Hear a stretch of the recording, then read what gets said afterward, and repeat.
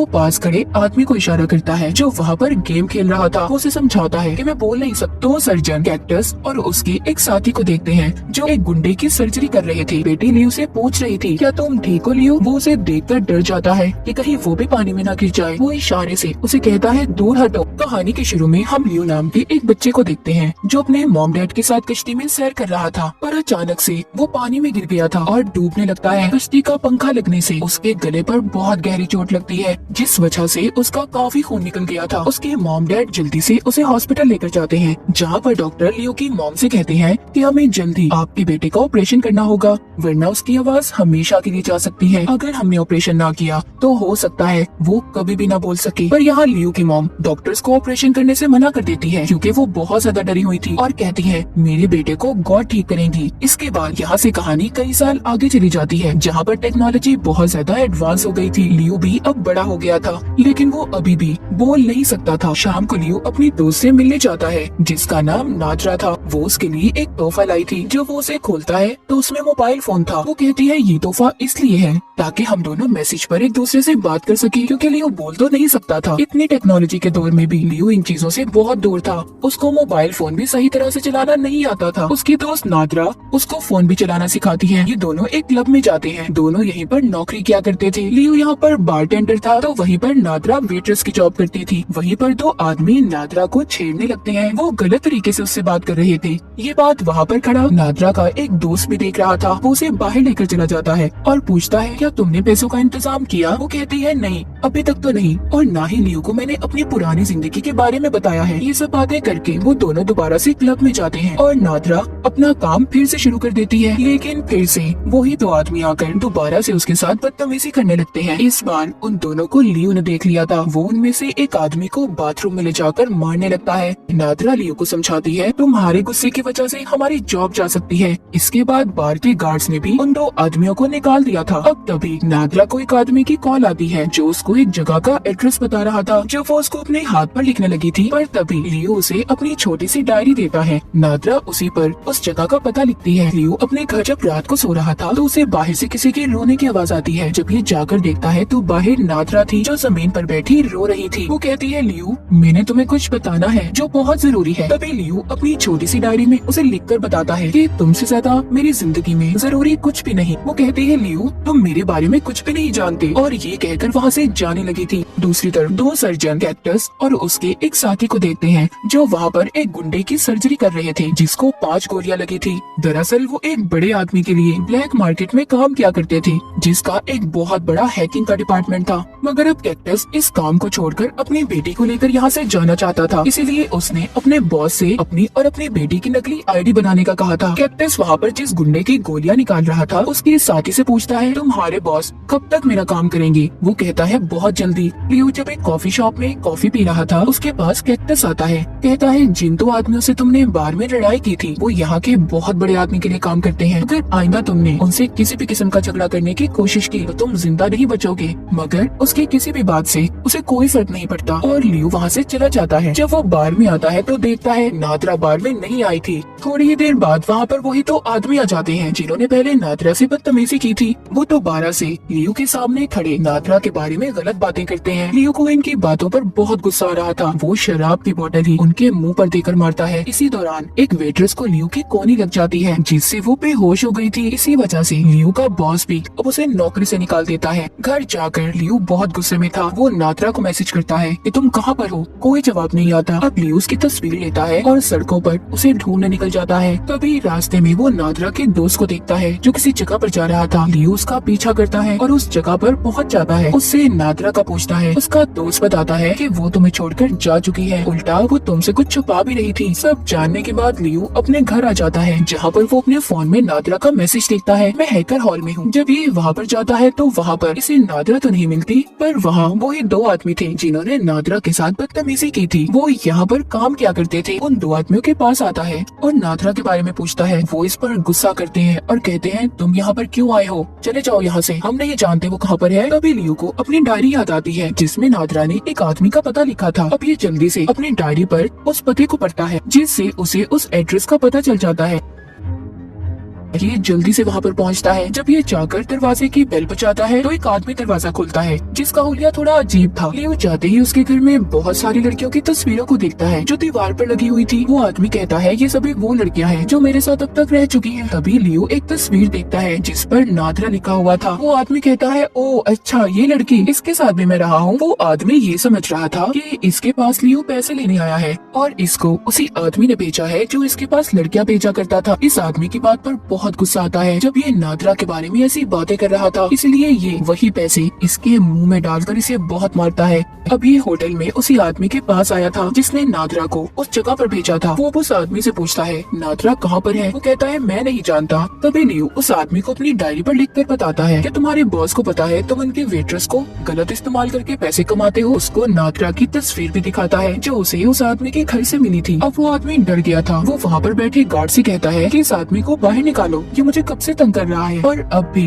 नादरा के बारे में लियो को कुछ भी नहीं बताता। लियो उस आदमी के दिए हुए पैसे इसके मुंह पर फेंक कर चला गया था। वो अब स्विमिंग पूल में जाता है और बहुत चिल्लाता है क्योंकि वो परेशान हो गया था। उसे नादरा का कहीं भी पता नहीं चल रहा था। लियो को एक आइडिया आता है। वो अब एक मशीन के पास जाता है जो नंबर को ट्रेस कर सकती थी। लियो जानना चाहता था कि उसे ये मैसेज सच में नादरा कर रही है या फिर कोई और। जब वो उस मशीन में नादरा का नंबर टाइप करने लगता है तो वो मशीन उसे नंबर बोलने का कहती है, पर बेचारा लियो तो बोल ही नहीं सकता था। इसीलिए वो पास खड़े आदमी को इशारा करता है जो वहाँ पर गेम खेल रहा था। वो उसे समझाता है कि मैं बोल नहीं सकता, क्या तुम मेरी मदद करोगे? वो आदमी जब नंबर बोलता है तो मशीन एक एड्रेस बताती है। अब जल्दी से लियो उस पते पर चला जाता है जहाँ पर उसे एक लड़की मिलती है। वो उसे अपने साथ अंदर ले गई थी और जाकर अपनी विग उतारती है। तो यहाँ पर लियो को पता चलता है कि ये तो नादरा का दोस्त था और वो तस्वीर भी जिस पर नादरा लिखा हुआ था वो भी इसी की थी। नादरा का दोस्त अब उसको बताता है कि उसे पैसों की जरूरत थी और इसीलिए मैं और वो ये काम करते थे। इतना कहकर नादरा का दोस्त लियो को बिजली से करंट लगाकर वहाँ से चला जाता है। लियो वहाँ पर बेहोश हो जाता है। उधर कैक्टस का बॉस उसके पास एक आदमी लाया था जिसे उसने बहुत मारा था। कहता है मुझे लगता है ये हमारे से कोई बात छुपा रहा है और तुम्हें जल्दी इस बात के बारे में पता करना होगा क्योंकि ये वही आदमी था जिनसे लियो कुछ वक्त पहले होटल में मिला था। अब जाते हुए कैक्टस का बॉस कहता है तुम मेरा काम करो, मैं तुम्हारा काम करूंगा। तुम्हारे नकली कागजात कल तक बन जाएंगे।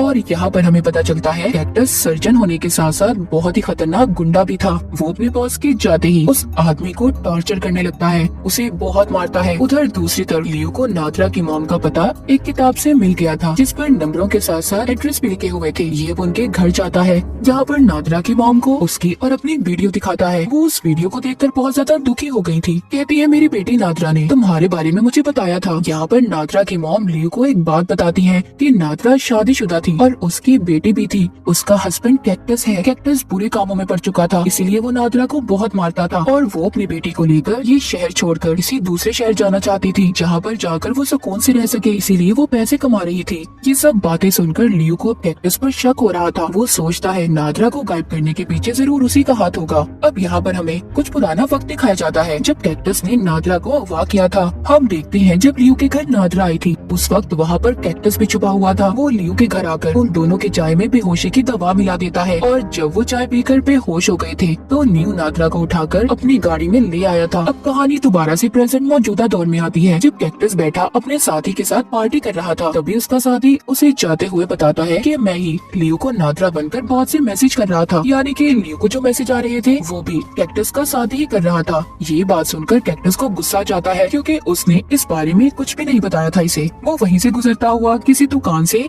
बगैर पैसे दिए चीज उठाकर खाने लगता है। पीछे से गार्ड आ गया था जो कह रहा था सर आपको इसके पैसे देने होंगे, लेकिन कैक्टस गुस्से में चाकू निकालकर उस गार्ड को धमकाता है। पर उसका साथी जब उसे रोकने आता है तो वो उसके मुंह पर भी मुक्का देकर मारता है।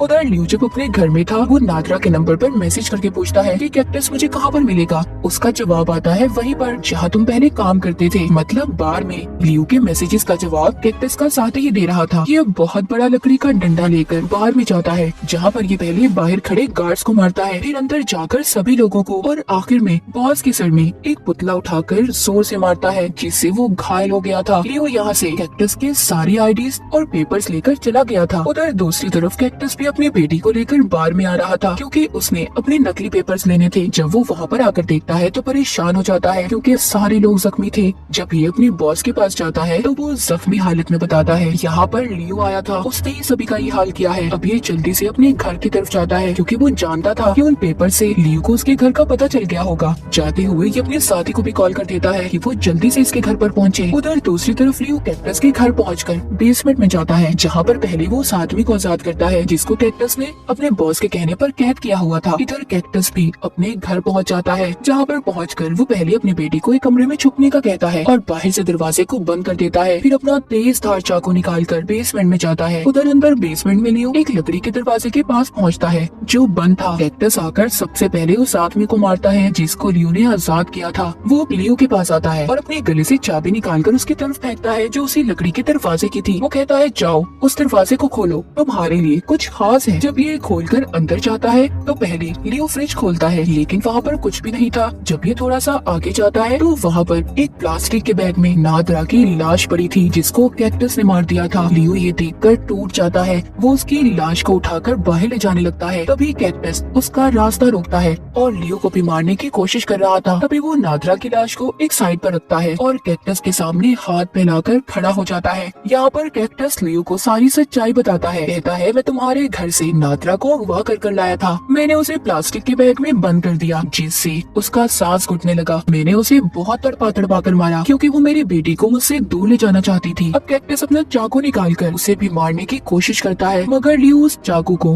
कैक्टस के गले के ही आर पार कर देता है जिससे कैक्टस के गले से खून निकलने लगा था और वो आहिस्ता आहिस्ता मर रहा था। इसके बाद लियो नादरा की लाश को प्लास्टिक के बैग से बाहर निकालकर जोर जोर से रोता है पर बेचारे की बिल्कुल भी आवाज नहीं निकलती। वो रोता हुआ उसे उठाकर बाहर ले आया था। उसके अंदर इतनी भी हिम्मत नहीं थी कि वो चल भी पाता। वो साइड पर बैठकर नादरा की लाश को अपने गोद में लेकर फोन पर वीडियो देखकर अपने प्यार भरे लम्हों को याद करने लगता है। तभी वहाँ पर कैक्टस का साथी आ जाता है जो कैक्टस के घर जाकर पहले उसकी बेटी को देखता है जो कि एक कमरे में बंद थी। वो जल्दी से बेसमेंट में जाता है जहाँ पर वो कैक्टस को देखता है जो मर रहा था लेकिन ये उसकी मदद करने के बजाय उल्टा उसे कहता है तुमने मुझे बहुत मायूस किया है, हमेशा मेरी बेइज्जती की है, बदला लेने का वक्त आ चुका है। इसकी बेटी को भी ले जाता है। कैक्टस ये सब स्क्रीन में कैमरे की मदद से देख पा रहा था। वो जान चुका था कि वो उसकी बेटी के साथ अच्छा नहीं करेगा। ये देखकर वो मर गया था। इसके बाद वो जाकर लियो को भी बेहोश कर देता है और उसे अपने क्लिनिक में ले जाकर उसके गले का ऑपरेशन करता है। उसमें एक वॉइस बॉक्स डाल देता है। अगली सुबह वो लियो को गाड़ी में एक पुल पर ले जाता है जहाँ पर उसके साथ कैक्टस की बेटी भी थी। वो उसको गाड़ी से निकालकर पहले बेंच पर बिठाता है फिर उस पुल पर